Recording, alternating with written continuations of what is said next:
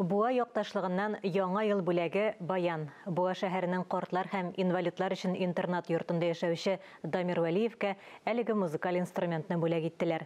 Шулай ук биредә яшәүчеләр дә игътибарсыз калмады. Картлар һәм инвалидлар өчен интернат йортта яшәүче Дамир Вәлиевнең көне минутлап бүленгән. Вак моториканы да эшләргә, әбәткә дә йөгерергә, күрше бүлмәдә торучыларны баян уйнатып биетеп алырга. 40 ел инде аның кулыннан баян төшкәне юк. Мен 12 yaşında Tayland'da oynaya başladım. Yani garmonlarda oynadım. Anları bayanlarda tutundum oynarga. Eti oynadı. Bıraklar, etinin bırakları şol nesilden gelen ol. Язмыш шулай хәл итте. Дамир абый олыгайган көнендә интернат йортка эләкте. Әмма ул биредәге тормышыннан бик канәгать. Баянчы Ират зур гаиләдә дә беренче егет. Аңа бүләк ителгән инструментны ул бик сак кына кадерләп кулларына ала. Торналмасын дип куркам. Мондый кыйммәтле баян булганы юк иде аның.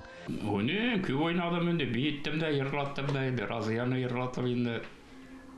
Аны ике яктан моны китереп яхшы уйный белергә кирәк. Дамир Вәлиев интернат йортта да, районда булган масса күләм мәдәни чараларда да актив катнаша. Менә берничә ел инде пенсионерларның Балкыш Сияние Республика фестивалендә чыгыш ясый килә. Бу якташлыгы интернат йортка яңа ел алдыннан башка музыка уен кораллары, яшәүчеләренә тәм-тым белән пакетлар бүләк итте.